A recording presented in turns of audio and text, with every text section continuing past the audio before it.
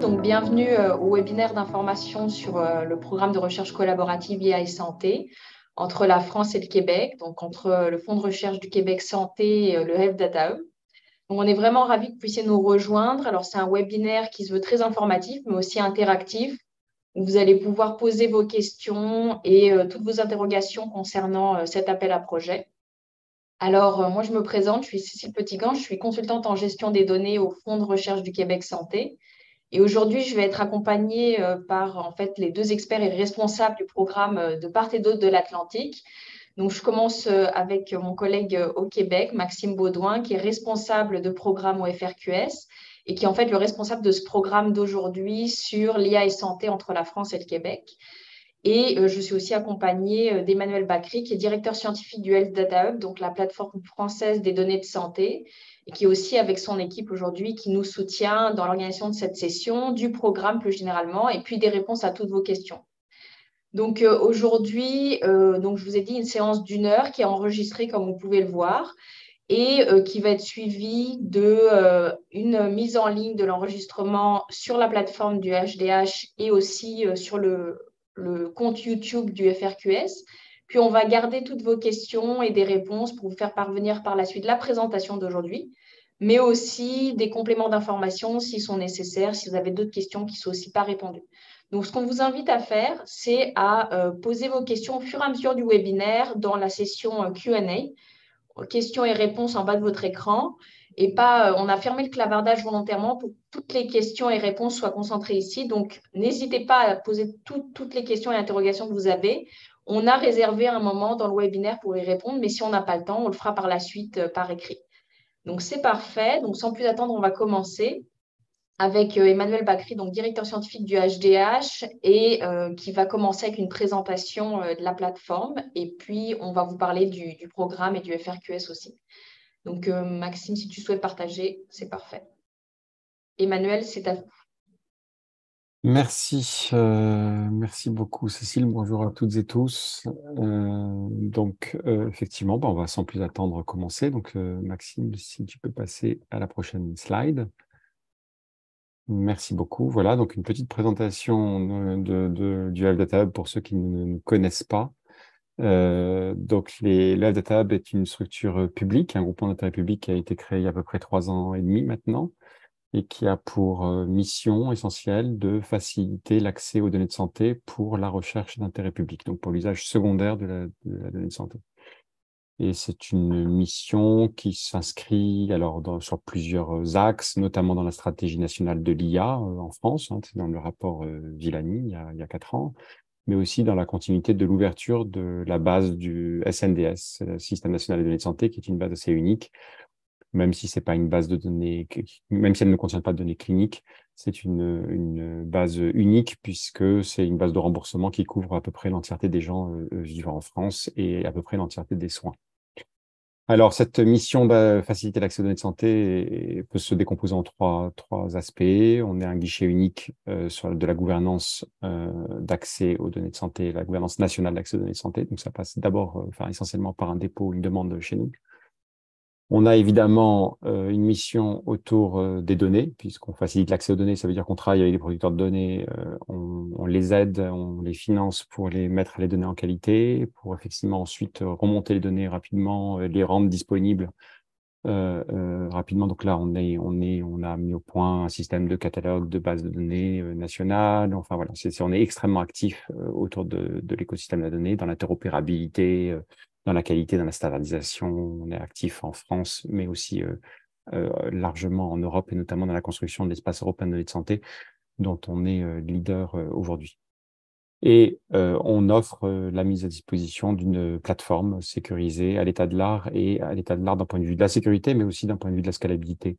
Donc, ça veut dire que les projets qui ont besoin de puissance de calcul forte viennent chez nous et on centralise les données pour qu'ils puissent les réaliser. Voilà en quelques minutes le Health Data Hub. Je repasse la main, je crois. Merci, Emmanuel. Alors, bonjour à tous. Comme vous le savez peut-être, le FRQS, le Fonds de recherche du Québec Santé, en fait, est une agence subventionnaire située au Québec pour la recherche en sciences de la vie, mais également pour la santé, donc tous les domaines là, couvrant la science de la vie, la santé là, à travers le Québec. Notre mission, en fait, c'est de soutenir et de promouvoir l'excellence de la recherche et de la formation de la relève de cette recherche en santé afin de stimuler également le développement des connaissances et de l'innovation. Dans ce cas-ci, on supporte également via des programmations en IA et en santé, comme le présent programme. Nous aimons aussi promouvoir la formation d'experts bilingues à travers tous ces programmes-là, puis promouvoir les pratiques exemplaires là, en gestion des données. Comme le petit graphique le démontre ici, circulaire, en fait, c'est plusieurs composantes qui s'imbriquent ensemble pour justement favoriser l'écosystème de la recherche à différents points, que ce soit la formation de la relève scientifique, également la consolidation de carrières de recherche, les regroupements en recherche, nos trois grands défis de société, la collaboration hors Québec et inter-Québec également. On parle également des rapprochements des milieux de recherche et utilisateurs, puis l'engagement auprès de la société et bien sûr, on promouvoit l'éthique et l'intégrité à travers tout ça. Donc, ça fait vraiment une boucle au niveau de l'écosystème de la recherche au Québec. Je te repasse la parole, Emmanuel. Voilà, donc je pense que c'est assez naturel, étant donné les présentations qu'on vous a fait des deux plates du FRQS et du HDH. Je pense que vous comprendrez que c'est assez naturel qu'on ait effectué un rapprochement et que l'on finance des appels à projets communs. Et fort du succès de la première vague de notre premier appel à projet, nous avons donc décidé de faire une seconde vague pour soutenir donc la recherche de pointe en IA. Donc, il s'agit vraiment d'innovation et santé et renforcer les collaborations internationales.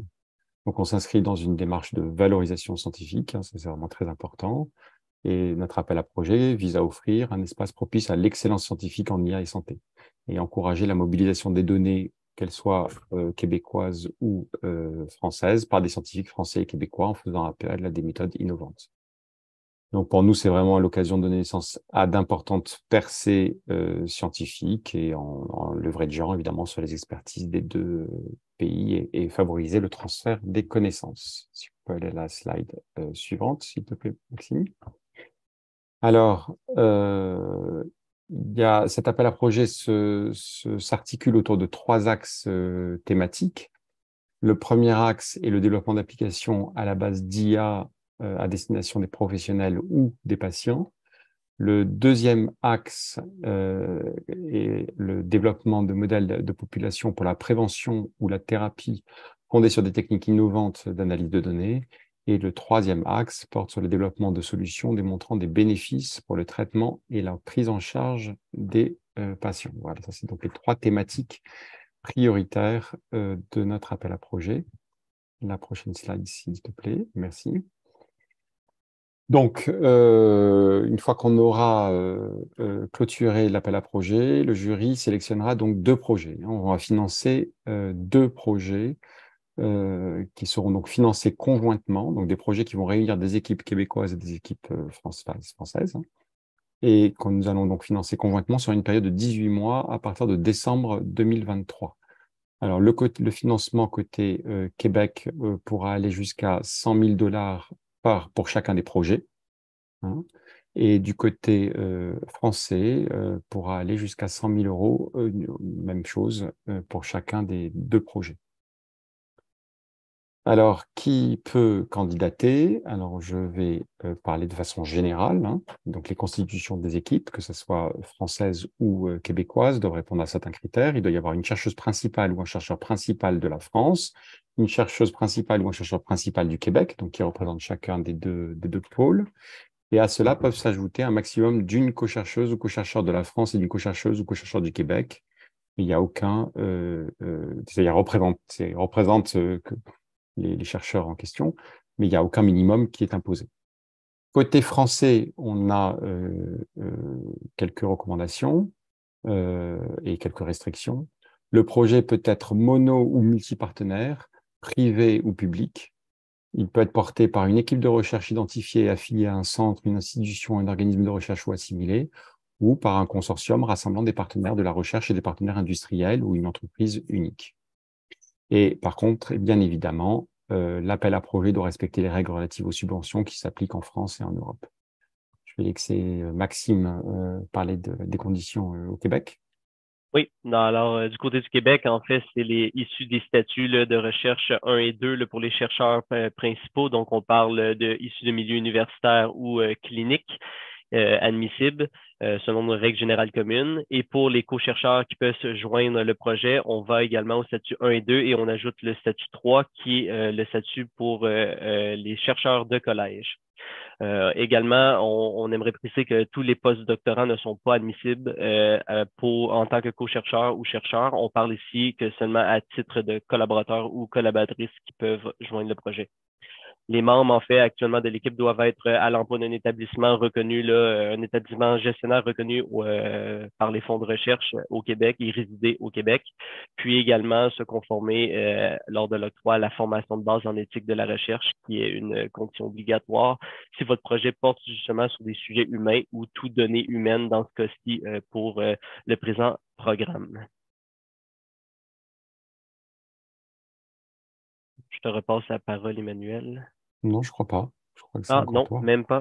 Alors, pour continuer, en fait, au niveau des critères d'évaluation, on parle ici de 4 grands critères pour le comité d'évaluation va se baser pour discriminer les projets et sélectionner les 2 projets qui seront financés dans le cadre de cet appel. On parle ici du bénéfice des concrets et caractère innovant des projets de recherche. Également, l'inscription du projet dans une démarche de sciences ouvertes, la faisabilité, y compris un budget approprié, puis la pertinence des compétences au niveau de l'équipe de recherche France-Québec. Alors, un petit zoom en détail là, sur les différents critères. Donc, pour le premier critère concernant le caractère des bénéfices concrets innovants du projet de recherche, on parle surtout de se conformer aux thématiques prioritaires de l'appel, soit se classer également se définir dans les 3 axes qui ont été présentés plus tôt, la clarté des objectifs et l'excellence scientifique du projet, son originalité, sa pertinence scientifique, son côté novateur, également les techniques ou les méthodes utilisées de pointe pour le projet. On parle également de la valeur ajoutée de la collaboration ou de la coopération bilatérale entre la France et Québec, et également la capacité de mise à contribution des ressources de recherche existantes dans les 2 milieux actuellement. On parle également de la valeur ajoutée de l'IA, bien sûr, en IA santé relative aux problématiques étudiées et à la contribution de l'avancement de la recherche en IA pour la santé. On parle aussi d'un transfert de connaissances et également des contributions au développement de nouveaux concepts et modèles. Puis le bénéfice final attendu là, de ce projet pour la prise en charge éventuelle des patients et l'impact des méthodes sur les soins de santé. Rapidement, la faisabilité, en fait, c'est tout ce qui a trait au réalisme, à l'importance et à la rigueur de la définition de la structure du projet, des résultats attendus de la planification par étapes et également du plan de contingence s'il y a lieu. On parle également du réalisme de l'échéancier présenté à travers la demande, également pertinence avec la pertinence avec ses indicateurs de suivi. L'utilisation efficace des ressources et des infrastructures qui sont mises à disposition des équipes, autant du côté de la France que du côté du Québec. On parle également être en adéquation avec le budget sollicité du projet et en fait le budget proposé, puis la capacité à mener à bien le projet, notamment en lien avec l'accès des données en temps opportun, car souvent ça peut être un enjeu.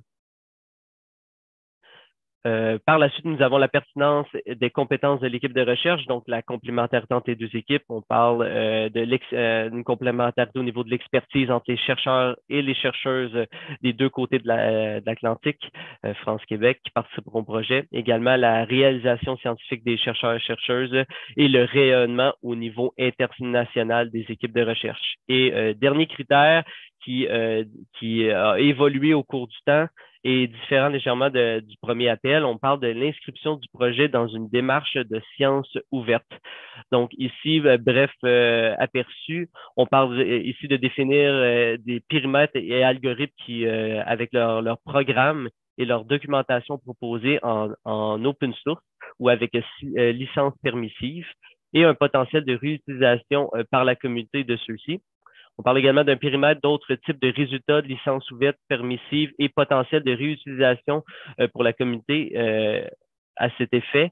On respecte aussi le principe des FAIR au niveau de la gestion des données, conformément à la politique des sciences ouvertes et justement de l'Union européenne et au niveau national. Puis l'excellence du plan de gestion des données et des résultats au niveau du projet. Et je passerai la parole à Emmanuel pour approfondir ce sujet.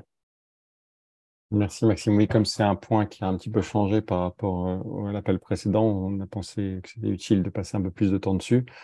Je pense que c'est pas quand même la peine, si vous êtes essentiellement, je pense dans la salle, il y a essentiellement des chercheurs, de vous faire l'article sur le pourquoi est-ce qu'il faut inscrire votre projet dans une démarche de sciences ouvertes, hein. Ça a vraiment beaucoup d'avantages, à commencer par la reproductibilité des résultats de recherche, mais aussi l'augmentation de l'efficacité de la recherche en évitant de dupliquer les efforts et la valorisation académique et scientifique.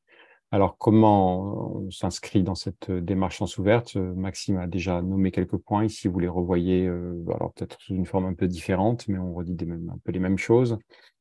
Généraliser l'accès ouvert aux publications et résultats de recherche, ça c'est tout à fait classique. Alors, rendre disponibles les données de la recherche de manière structurée. Alors là, c'est évidemment, quand on dit ça, on ne parle pas de données de santé individuelle. On fait ça dans le respect de la loi. Il ne s'agit pas d'ouvrir des bases de données en libre accès.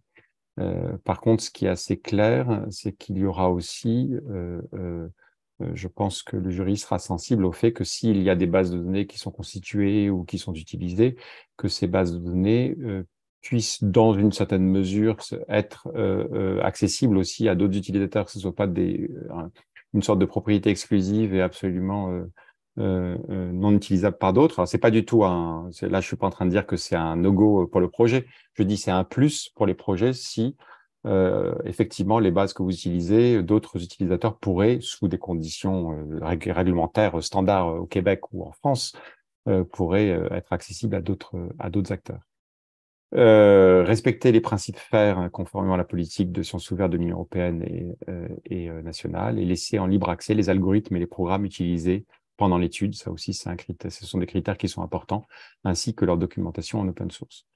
Donc voilà, comme Maxime, vous l'avez peut-être vu dans le slide d'avant, c'est que, enfin, là, il y aura une note qui sera attribuée qui correspond à 15% de la note globale.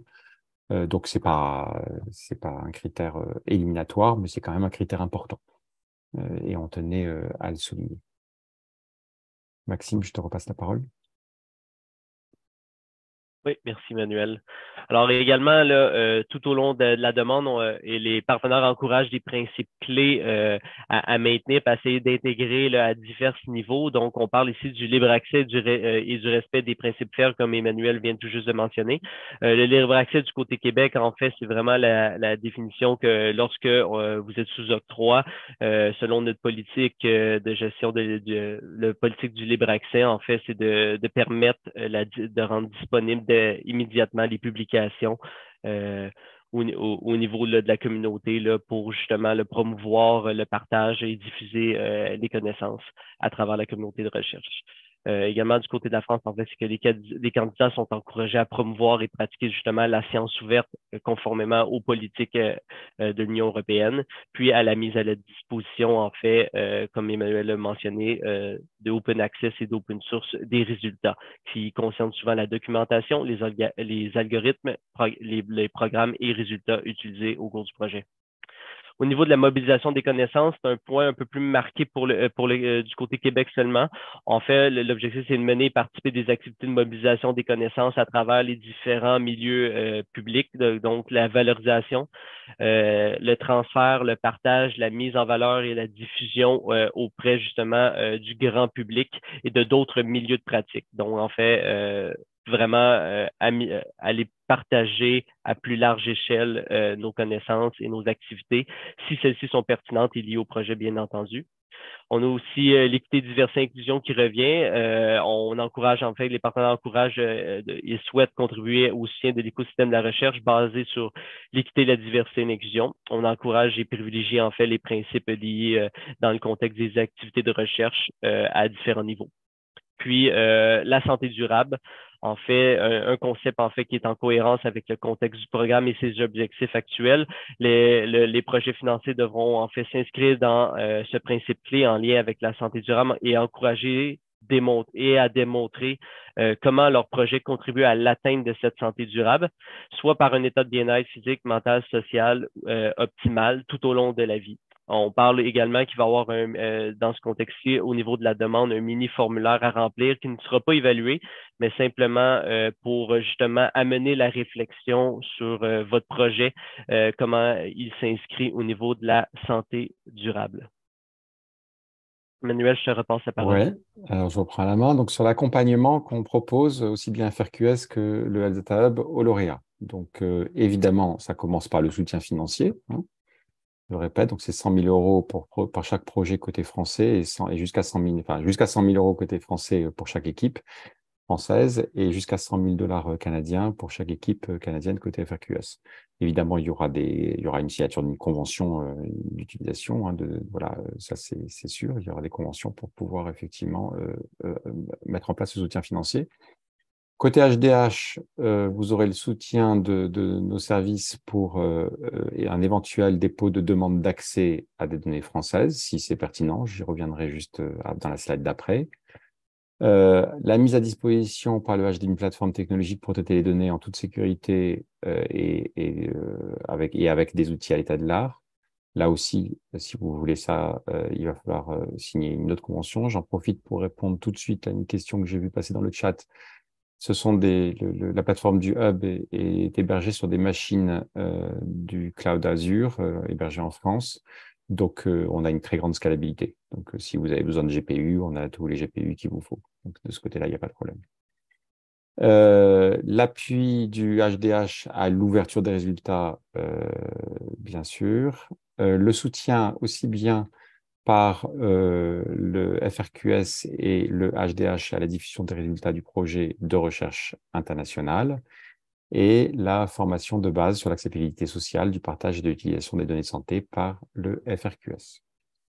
Alors, quelques petits points en détail, notamment, et ça va peut-être permettre de répondre à une question aussi du chat. Donc, sur l'accompagnement aux démarches réglementaires côté français. Donc, je vous ai dit, on vous accompagne si vous voulez faire des demandes. Alors, libre à vous, hein, si vous avez des accès à des données de santé, enfin côté français, si vous avez des accès à des données de santé, jamais on va vous dire ah ben non, ça doit être des données de santé, ça doit passer par le hub et ça doit être fait sur la plateforme du hub. Absolument pas. Donc si vous avez un accès à des données de santé en France dans un hôpital ou quoi que ce soit, vous pouvez les utiliser.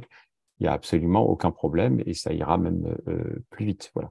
La seule chose, c'est que si vous avez besoin d'une autorisation, si vous n'êtes pas dans un cadre alors c'est des trucs un petit peu techniques, mais les Français, je pense que sauront de quoi je parle. Si vous n'êtes pas dans un cadre de méthodologie de référence, par exemple, et que vous avez besoin de déposer une autorisation à la gouvernance nationale, et pas juste à une gouvernance locale d'un hôpital, à ce moment-là, ben, on vous accepte dans toute la démarche, tout au long de la démarche. Voilà, on vous accompagnera jusqu'à l'accord de la CNIL. Et sur la prochaine slide, vous voyez un petit zoom un peu sur la plateforme. Donc, encore une fois, vous accédez. Donc, la plateforme du Hub, comment ça se passe? Donc, vous avez accès à des machines Azure, mais attention, vous n'avez pas accès au framework Azure. Le framework Azure n'est absolument pas sécurisé. On a un niveau de sécurité qui est extrêmement élevé, hein. On a été audité par la DINUM et qualifié d'une des plateformes les plus sécurisées de France. Donc, le framework Azure ne permet pas des niveaux de sécurité qu'on doit mettre en place. Donc, en fait, vous avez un framework qui a été fait par des startups françaises, maison, qu'on contrôle totalement, mais dans lequel vous allez retrouver absolument toute la suite open source standard, en tout cas, pour faire de l'IA, vous aurez absolument tout ce dont vous avez besoin en standard. Et s'il manque des choses, ben, on rajoute au fur et à mesure. Vous aurez accès à la plateforme à distance depuis votre laptop, si vous en avez envie, hein. Alors évidemment, suite à un conventionnement, avec une double identification. Et ensuite, vous avez en fait une fenêtre web avec un notebook Jupyter auquel ensuite vous avez accès à absolument tout. On place les données sur la plateforme et voilà. La slide d'après, donc sur l'accompagnement des projets à l'ouverture des résultats. Donc là, on est extrêmement actif. Je ne vais pas passer toutes les petites boîtes en revue, mais vous donner un petit aperçu. On accompagne de très nombreux projets à l'ouverture de résultats, que ce soit par de la documentation collaborative, par même des meet-ups, donc des événements, par la mise à disposition d'algorithmes. Par exemple, là, BOA, vous voyez, c'est des algorithmes qui sont mis à disposition de tout le monde pour cibler des pathologies sur la base du SNDS, des dictionnaires interactifs, une cartographie d'écosystèmes SNDS. On peut vous mettre aussi en relation. On est vraiment en lien avec tout l'écosystème des données de santé en France. Donc, c'est très facile pour nous de faire des mises en relation si vous en avez besoin. Merci. Non, ça, c'est bon. Ça, j'ai pitché ça déjà. Il faut aller à la prochaine. Voilà. Parfait. Donc, je passerai la parole à Cécile Petitgan pour cette slide. Merci, Cécile. Merci beaucoup, Maxime, Emmanuel. Alors, on parlait de l'accompagnement, justement, qui est fait par le HDH à travers le financement, mais aussi la mise à disposition de sa plateforme. Du côté FRQS, outre le financement jusqu'à 100 000 dollars canadiens du projet côté québécois, on offre aussi un accompagnement sur ce qu'on appelle au Québec l'acceptabilité sociale citoyenne des données de santé. En France, on parle d'engagement citoyen, de participation citoyenne. En fait, c'est toute une opération de sensibilisation à l'importance d'informer, d'engager les patients et les citoyens dans les projets qui mobilisent des données de santé. Alors, cette formation, elle est donnée 3 fois par an par le Fonds de recherche du Québec Santé, pas à titre obligatoire, mais comme recommandation pour les équipes. Et ça s'étend des chercheurs principaux vers les co-chercheurs, collaborateurs et même les étudiantes et les étudiants. Donc, la prochaine formation, c'est moi qui la dispense. Elle aura lieu le 18 octobre prochain. Alors, sachez que, bien sûr, vous serez juste après le dépôt de la demande finale. Donc, ce n'est pas une recommandation que ce soit celle-ci, mais c'est sûr qu'à l'hiver, on en aura une suivante. Et ça serait très souhaitable que les chercheurs, co-chercheurs, et même si vous êtes intéressés de participer, on parle des ressources qui sont à mise à disposition pour favoriser l'engagement citoyen sur des projets, comment vous pouvez le faire du début du projet vers la planification de la collecte, l'utilisation, vers l'organisation de la gouvernance de votre projet et par la suite la diffusion, mobilisation des connaissances auprès des communautés. Donc, c'est utile et ça dure généralement 1h30. C'est à travers un webinaire. Donc, vous pouvez être présent au Québec, en France, où que vous soyez. Et donc, on vous y invite. Donc, merci Maxime. Je pense que c'est toi qui fais la suite, n'est-ce pas? Oui. Donc, petit rappel, mais toute l'information est disponible sur notre site web concernant le programme. Donc, le programme a été lancé en mai dernier, puis la première date butoir ici, date limite, c'est le 26 juillet pour le dépôt de la prédemande, qui est une étape obligatoire. Donc, les équipes doivent se présenter et déposer officiellement la prédemande pour être admissible par la suite et accéder à la demande complète. Cette étape, en fait, c'est simplement une étape d'admissibilité administrative. Par la suite, vous êtes invité à déposer une demande plus complète que celle-ci sera évaluée au niveau scientifique. Donc, rappel, 26 juillet prochain, que vous êtes invité à déposer pour la prédemande sur notre plateforme FRQNet via le portfolio électronique du chercheur ou de la chercheuse principale du Québec. Puis par la suite, le comité d'évaluation aura lieu aux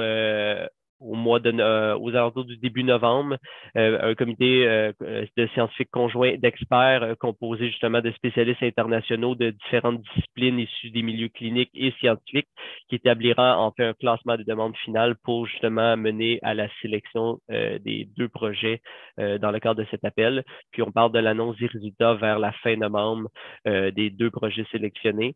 Alors, petit rappel ici, la durée du financement s'étalera sur 18 mois. C'est un montant de 100 000 canadiens pour les équipes du Québec et 100 000 euros pour l'équipe de France.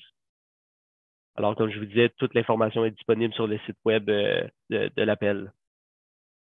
Et donc, pour les dates limites, justement, je disais 26 juillet pour déposer la demande d'intérêt, donc la prédemande sur notre portail, mais par la suite, lorsque vous recevrez l'invitation pour déposer la demande complète, celle-ci ira jusqu'au 26 septembre de cette année. Puis, comme j'ai dit plus tôt, déposer sur notre portail via la plateforme FRQNet. Donc, on a des points de contact références ici. Moi-même, avec l'adresse, vous pouvez me contacter moi-même à l'adresse générique France-Québec et nos interlocuteurs, en fait, en France, ça serait Océane au niveau de leur adresse également internationale Health Data Hub. Puis, de notre côté, on a bien entendu notre centre d'assistance du FRQS qui est toujours là pour répondre à vos questions si vous avez besoin de vous créer un compte FRQNet, besoin de réinitier vos accès ou tout autre pépin. Sinon, je suis également là pour vous aider dans la technicalité du programme tout au long du montage de votre demande. Donc, n'hésitez pas à nous contacter. Merci à tous de votre présence et merci également là, aux partenaires là, d'avoir pris le temps là, de présenter avec nous.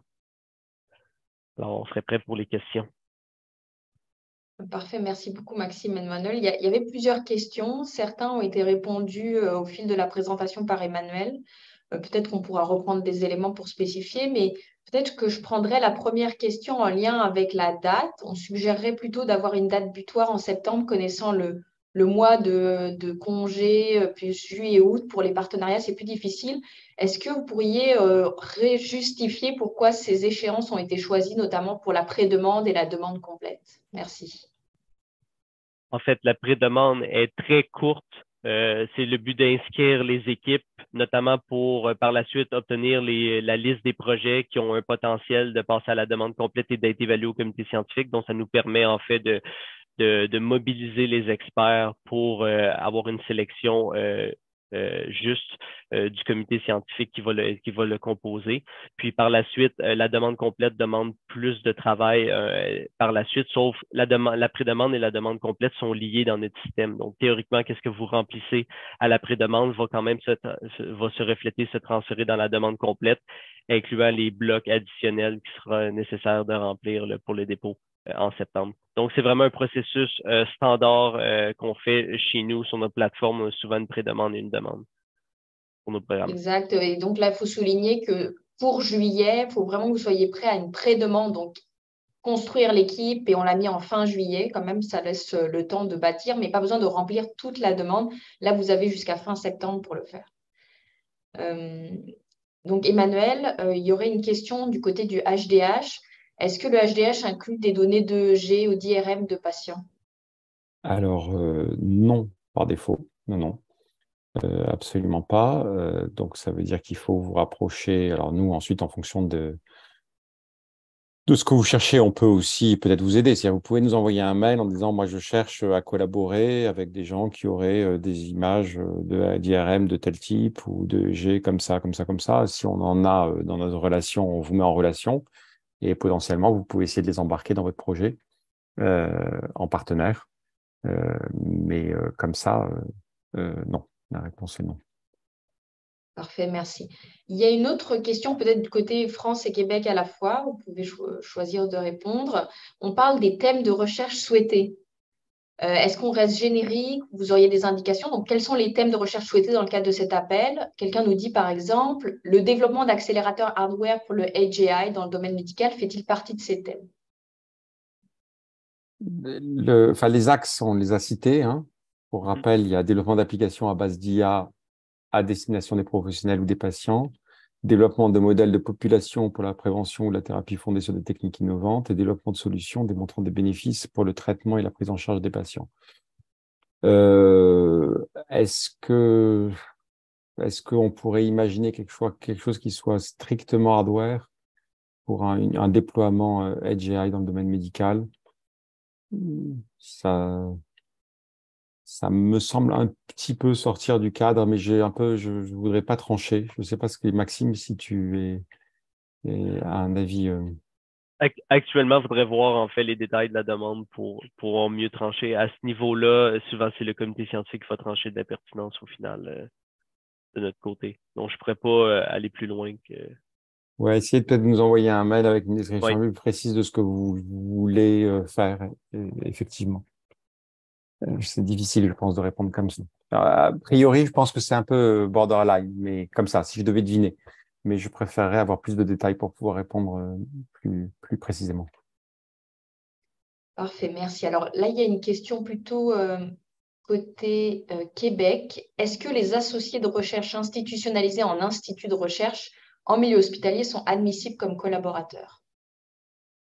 Donc, les associés de recherche ont un statut plutôt de coordonnateur de recherche. Ils ne sont pas chercheurs ou chercheuses réguliers.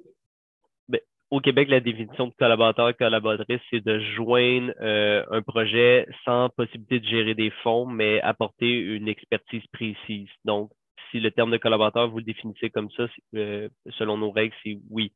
Si vous parlez qu'il doit joindre, il veut joindre la demande comme co-chercheur, a priori, je dirais non. Il doit respecter, en fait, correspondre aux exigences des statuts 1, 2 ou 3 de nos règles générales communes. Donc, c'est vraiment avoir un statut chercheur employé par un établissement gestionnaire reconnu et également pouvoir gérer des étudiants dans un laboratoire et également va pouvoir gérer des fonds selon les accréditations de son établissement. Donc, ce serait vraiment ça la différence. Parfait. Tout ça est bien décrit dans les règles de programme qui sont dans le clavardage. Donc, vous pouvez aller voir, c'est quand même très bien défini qui est considéré comme co-chercheur, co-chercheuse, collaborateur, collaboratrice. Merci Maxime. Alors là, il y a une question peut-être plus ouverte, mais je pense qu'elle a été posée au moment où on parlait de sciences ouvertes. Question qui est, qu'en est-il des requis en lien avec la propriété intellectuelle? Donc, par exemple, ouverture des algorithmes, des codes sources, éventuellement des résultats de recherche sous forme de données. Donc, est-ce que, Emmanuel, vous souhaiteriez intervenir sur cette question? Oui, alors encore une fois, c'est difficile de répondre de façon extrêmement stricte. Ce qu'on demande, c'est un effort d'inscription du projet dans une démarche de sciences ouvertes. Maintenant, ça ne veut pas dire que tout ce que vous faites doit être totalement donné, partageable, sans aucune propriété intellectuelle. Bien évidemment, on est tout à fait conscient aussi de problèmes que ça peut poser, mais il faut montrer qu'il y a une partie, en tout cas, qui s'inscrit dans cette démarche-là. Ça, c'est quelque chose d'important. Vous avez vu, c'est 15% de la note. Donc, voilà, ça ne veut pas dire que vous serez sanctionné s'il y a une partie sur laquelle il y a une propriété intellectuelle. Ça ne veut pas dire que ça y est, c'est catastrophique. Il y a beaucoup de choses dans un projet, a priori dans un projet de recherche innovant comme ce qu'on va financer là. Il y a beaucoup d'aspects. Donc, il peut y avoir des parties qui sont largement ouvertes, d'autres qui sont moins ouvertes. Voilà. Donc, c'est aussi un juste dosage des choses. Merci beaucoup. Alors, concernant le comité d'évaluation, donc, dont parlait Maxime, qui sera mobilisé entre septembre et novembre, est-ce que ce comité sera formé à 50%, enfin 50-50 IA santé, donc on va imaginer des experts d'IA, des experts cliniciens. La personne nous dit, ce que j'ai vu des comités FRQS, c'est qu'il y a un biais côté clinique plutôt que côté IA. Donc, est-ce que vous pourriez nous expliquer comment vous allez composer le comité d'évaluation? Rapidement, en fait, concernant cette question-là, le comité va être constitué en fait pour répondre le plus possible au sujet des demandes qui seront déposées. Justement, la différence entre peut-être les appels de l'an passé et cette année, c'est qu'on a mis une pré-demande justement pour connaître plus rapidement les projets qui auraient un potentiel d'être déposés au comité scientifique. Donc, on va vraiment modeler le comité d'experts alentour des questions qui sont présentées au niveau des projets. Puis, l'aspect clinique va être bien entendu autant renforcé que l'aspect plus science de la vie ou santé. Donc, l'objectif, c'est vraiment d'avoir un comité d'experts qui va couvrir le plus de sujets possibles au niveau des demandes déposées. Et c'est vraiment comme le projet à l'intersection IA-santé. Il n'y aura pas des experts cliniciens purement du domaine ou d'IA qui ne travaillent pas avec la santé. Là, c'est vraiment à l'intersection. Oui, exact. Puis on tente en fait de couvrir le plus juste possible toutes les demandes qui vont être déposées. Des fois, les demandes, les sujets des projets sont assez élargis. Ça dépend également du volume. On parle quand même de 3 axes déjà thématiques à couvrir. Donc, il peut y avoir justement une petite variabilité, une petite diversité d'un comité à l'autre. Mais l'objectif, en fait, c'est vraiment là d'avoir un comité qui est pleinement conscient de tous les enjeux au niveau de la santé et de l'IA à son intersection. Là. Merci Maxime. Encore une question pour toi, je vais en faire 2 en 1. Les gens n'ont pas très bien compris, enfin moi, cette personne, la pré-demande. et surtout si elle est éliminatoire, c'est-à-dire que quelqu'un n'aurait pas rempli le formulaire de prédemande, est-ce qu'il pourrait après candidater? Donc, merci de nous éclairer.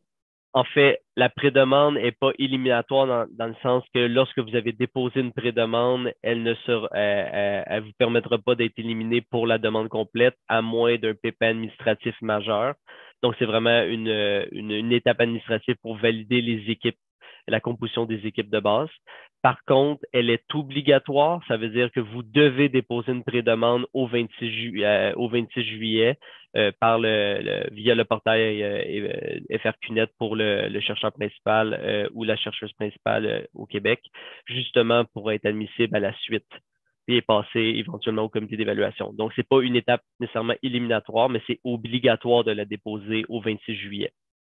Si je peux rajouter une petite chose pour compléter ce que tu viens de dire, Maxime, ça répond aussi un peu à la question qu'il y avait d'avant. C'est-à-dire qu'en fait, si on a fait ça, c'est justement le principal but de cette pré-demande, c'est justement d'arriver à mieux constituer un jury qui sera plus équilibré pour pouvoir répondre à l'étendue des demandes. C'est qu'on ait un aperçu assez tôt des différents projets qui seront déposés.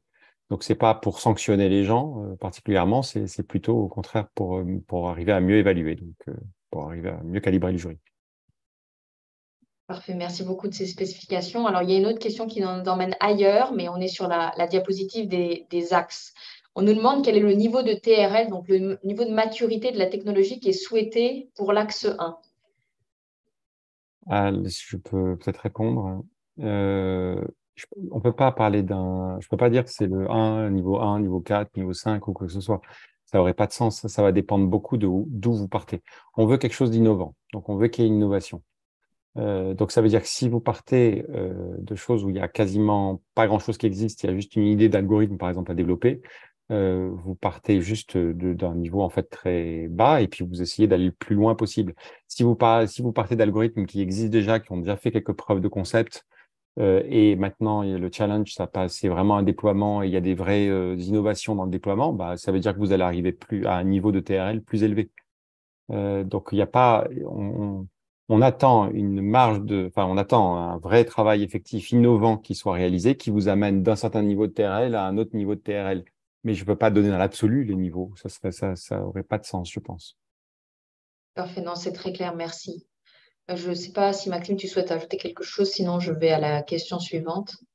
Allez, pour celle-ci, merci.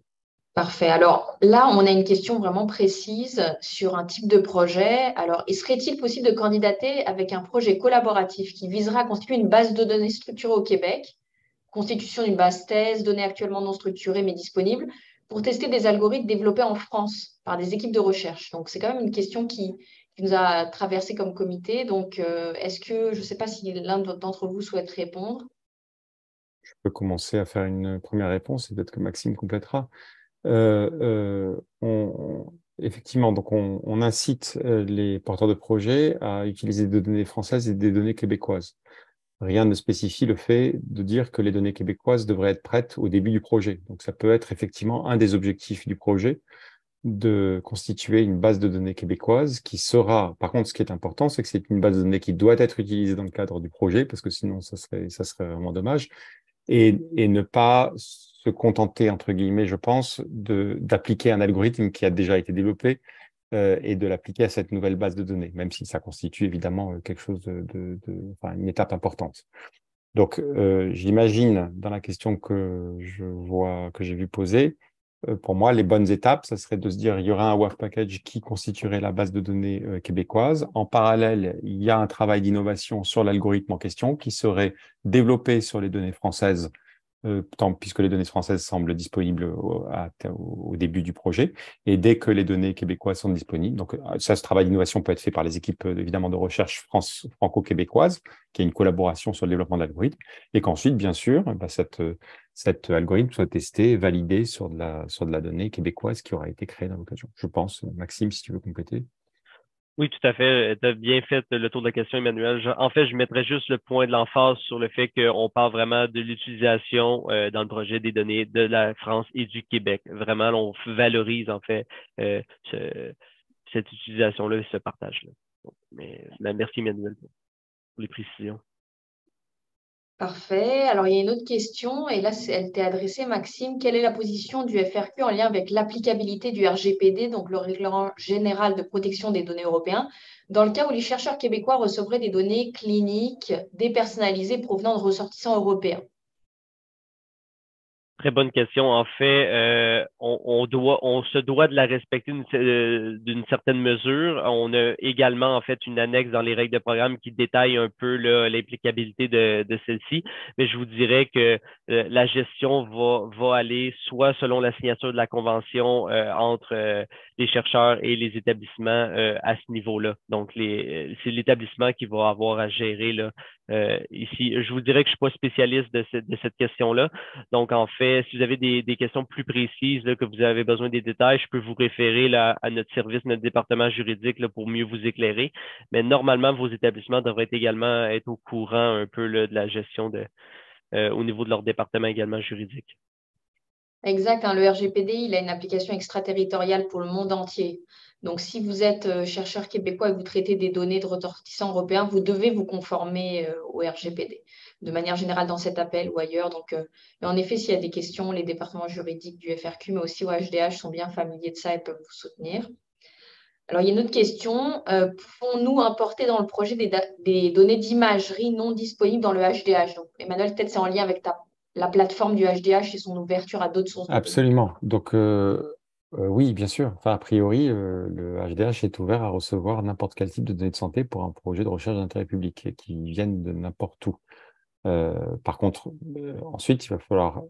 Vous avez toujours. C'est pas pour ça que vous aurez l'autorisation d'accéder à ces données-là. Donc, ça, il y a ce problème-là. Donc, typiquement, enfin, pour pouvoir répondre extrêmement précisément, le mieux, ce serait de nous envoyer un mail pour comprendre exactement de quoi vous parlez. Mais je vais tracer des grandes lignes.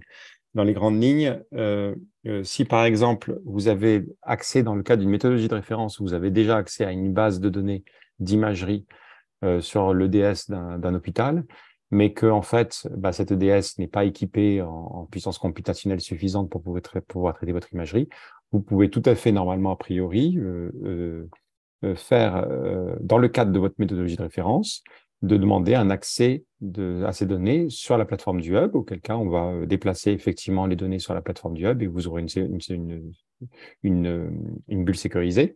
Il y aura un peu d'administratif à faire, mais il n'y aura pas de gouvernance de pipeline avec la CNIL ou ce genre de choses si vous êtes dans le cadre d'une méthodologie de référence, puisque vous avez le droit d'y accéder.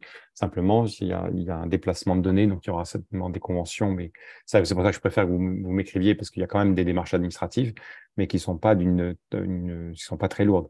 Si par contre, c'est une base de données dont vous avez eu vent et vous dites, ah bah tiens, j'aimerais bien y avoir accès dans la base, sur la plateforme du hub. Donc là, ça pose un autre problème qui est que la première chose, c'est que vous devez avoir une autorisation d'accès. Et ça, l'autorisation d'accès, il faut garantir que vous l'avez ou que vous l'aurez. Et donc ça, c'est pas nous qui pouvons le garantir.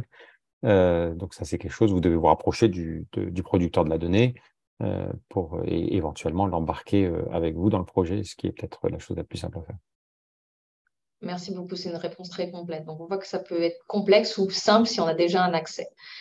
Et là, la dernière question est pour toi, je pense, Maxime, puisqu'on demande s'il y aurait la possibilité, j'imagine, via le Fonds de recherche du Québec, de mettre en relation des chercheurs québécois et français qui ont des intérêts communs. Est-ce que ce serait le rôle du FRQS?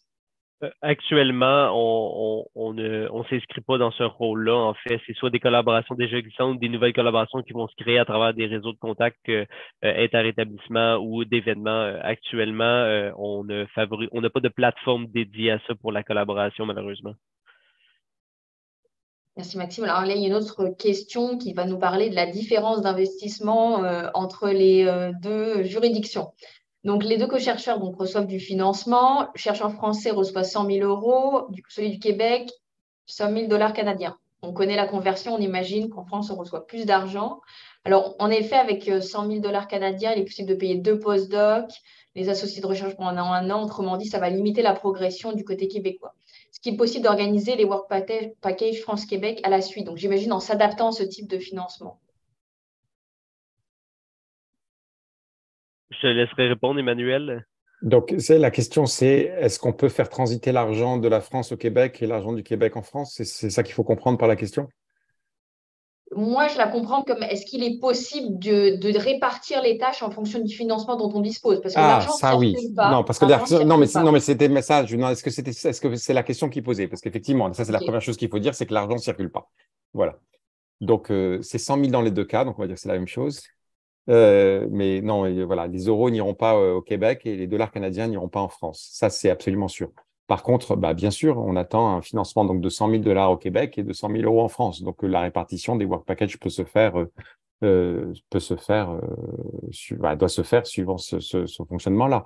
Donc forcément, il y aura un déséquilibre dans le financement. Enfin, forcément, ça dépend ensuite du coût franchement, je ne connais pas le coût des postdocs au Québec par rapport au coût des postdocs en France, mais voilà, l'allocation devra tenir compte de ça. Maintenant, on peut aussi imaginer qu'il y ait quelqu'un qui soit recruté en France et qui aille passer du temps au Québec pour travailler avec les équipes québécoises. Ça, c'est quelque chose qui est tout à fait aussi envisageable pour établir un petit peu, si jamais on imagine qu'il y a un petit Mhm. déséquilibre, ça peut être équilibré de cette façon-là. Maxime, je ne sais pas si tu veux compléter. Très clair, merci. En fait, c'est exactement ça. L'argent ne peut pas sortir de part et d'autre, mais par contre, l'allocation des tâches peut être répartie selon les ressources disponibles d'un côté ou de l'autre. Merci beaucoup. Alors moi, je vois que toutes les questions qui avaient émergé ont été répondues. On en a une dernière ou avant-dernière. N'hésitez pas à en poser. On a encore 8 minutes. Est-ce que le projet peut dépasser un an ou est-ce que l'argent est bloqué après un an? C'est 18 mois, hein, le projet. Mhm. Ouais, Donc, c'est c'est parce pas un qu'on an. on nous a induit en erreur avec les questions précédentes. C'est 18 mois. Ouais. C'est 18 mois, le projet. Quels Euh, sont... Oui. Ensuite, côté France, on a fait ça nous est arrivé de faire des aménagements, je pense, dans la première vague, dans le cadre où si, par exemple, l'accès aux données de santé en France est très long, parce qu'il y a eu des problèmes administratifs. Donc, à ce moment-là, on doit pouvoir faire des avenants, ou, enfin, voilà, il y a peut-être des possibilités de travailler là-dessus, mais c'est exceptionnel, c'est que s'il y a vraiment ce genre de problème. Et du Merci. côté Québec, en fait, nous, on réfère aux règles générales communes, comme quoi qu'il y a une possibilité d'une prolongation supplémentaire, mais qu'elle doit être justifiée. Donc, la prolongation permettrait d'utiliser les fonds justement pour, euh, euh, dans un temps un peu prolongé, justement, pour terminer le projet. Là, la question suivante est très large et j'inviterai Raphaël Renard-Pénat à nous écrire au HDH, pardon, au FRQS, parce que on nous demande quelles sont les possibilités d'hébergement de données au Québec. Donc, c'est très, très large. On pourrait vous donner des indications et peut-être préciser un peu plus la question, parce que c'est sûr que nous, on n'est pas une institution FRQS d'hébergement de données ou une plateforme qui donne accès et qui permet des capacités de calcul. C'est un organisme de financement. Par contre, on peut vous montrer un peu plus comment l'écosystème fonctionne, mais ça va être difficile d'y répondre à Maxime, à moins que tu aies des pistes de ce côté-là. Nous, de notre côté, comme tu viens de dire, le FRQS n'a pas le mandat justement d'héberger les données. Par contre, il y a d'autres établissements ou instituts qui sont spécialisés là-dedans au Québec. Puis justement, il y a un écosystème, comme tu dis, Cécile, là-dessus. Donc, je pense que ce serait plus simple de nous écrire directement pour répondre précisément. Il y a encore une question sur, on peut utiliser des données médicales qui sont hébergées aux États-Unis pour les projets? On ne va pas vous interdire d'utiliser des données auxquelles vous avez accès dans un autre pays. Maintenant, le principe de cet appel à projet, c'est quand même une collaboration franco-québécoise, idéalement avec des données québécoises et des données françaises. Si en plus, pour aller vérifier quelque chose, vous avez besoin de données américaines, on ne va pas vous dire non, c'est totalement interdit. Voilà. Mais ça doit pas être enfin, la collaboration, ça ne doit pas être une collaboration entre données françaises, données américaines ou québécoises et américaines. Ça doit vraiment porter sur une collaboration franco-québécoise. Mais bien sûr, s'il y a besoin de compléments d'autres pays, pourquoi pas. Parfait. Je ne vois pas d'autres questions émerger. Donc, moi, je vous remercie beaucoup, Maxime et Emmanuel, d'avoir répondu vraiment si spécifiquement. Ah, il y en a deux là au C'est dernier le moment. stress, c'est le stress de la dernière minute. Euh, ah oui, c'était une question parce que on l'avait mis un peu de côté parce qu'elle était partiellement répondue, mais concernant le HDH, est-ce que vous avez des données de professionnels de santé, par exemple, pour circonscrire une population infirmière en France? Alors ça, c'est délicat. Donc, il y a le SNDS qui permet enfin, a priori, où tous les professionnels de santé sont répertoriés. Par contre, faire une demande d'accès où vous avez accès au code nominatif des personnels de santé, je ne saurais pas répondre tel quel. Ça va dépendre un petit peu de ce que vous voulez. Donc, je vous incite à nous écrire et on saura bien vous répondre. Il y aura des experts au web pour répondre parfaitement à votre… Mais il faut spécifier votre demande, quand vous dites circonscrire la population infirmière française, c'est-à-dire que vous voulez travailler à quel niveau de granularité? C'est juste à un niveau agrégé. Vous n'allez pas travailler médecin par médecin ou infirmier par infirmier, je suppose. Donc, c'est ça qu'il faut me spécifier dans un mail. Quelles sont les bases de données médicales en France? Alors là, par contre, ça, c'est une question, il me faudrait un peu plus que quelques minutes pour y répondre.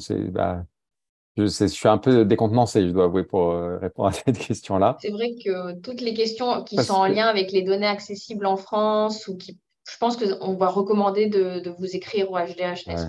pas? Là, vous avez par exemple, tous les hôpitaux ont des bases de données disponibles en France. Donc ensuite, il faut vous rapprocher des hôpitaux. Ensuite, vous avez des cohortes. Ensuite, vous avez les bases de données nationales, comme j'ai indiqué, le SNDS. Il y a énormément de choses. Vous avez plein de sociétés privées qui ont aussi des bases de dispositifs médicaux. Il y a des bases d'essais cliniques. C'est tellement varié que… Et quelles sont les bases excuse-moi, Cécile, je me Non, non, permets non, non, non, d'aller allez-y. directement. Parce que comme je vois que ça correspond tout de suite à la France, donc je rebondis tout de suite comme il ne reste pas beaucoup de temps. Quelles sont les bases de données cliniques que j'ai? Alors ça aussi, c'est un peu large. Je ne saurais pas. Alors en plus, quand on dit IRM, c'est IRM de quoi? Là, c'est extrêmement, extrêmement vaste. Et disponible, en fait, il y a des producteurs de données associés forcément à ces bases-là. Donc, une fois qu'on les a identifiés, il faut savoir s'ils sont d'accord pour collaborer, pour mettre à disposition les bases. Voilà, donc, il faut un peu les embarquer. Donc, je vous invite aussi à être un peu plus spécifique sur la demande de données. Et ensuite, nous, on peut vous mettre en relation avec des producteurs de données, et puis vous verrez si vous arrivez à faire affaire. On vous demande, peut-on avoir une liste des bases de données existantes? Il y a certainement des Je liens. pense qu'il y a aujourd'hui, peut-être que je m'avance un peu, il n'y a aucun pays qui est capable de donner une liste exhaustive des bases médicales existantes dans le pays. Aucun. C'est un travail de titan. Et si on ne donnait qu'une liste des bases, vous auriez 10 000 questions à poser derrière. Et ça veut dire qu'en fait, il faudra avoir toutes les métadonnées. C'est évidemment quelque chose qu'on cherche à construire, mais je pense qu'il n'y a aucun pays qui a encore réussi à faire une telle base de données. Et là, peut-être Maxime, on disait, le projet peut-il être dénué d'IA? C'est vraiment pas l'idée. Là, c'est un projet de recherche collaborative. Tout à fait. Écoutez, on peut fermer sur ce point. Ça ne veut pas dire qu'on va arrêter de répondre à vos questions. Au contraire, sur la page du programme qui est dans le clavardage, vous avez les adresses mail de tous les référents en France ou au Québec pour répondre à vos questions. Donc, n'hésitez absolument pas à nous écrire par la suite.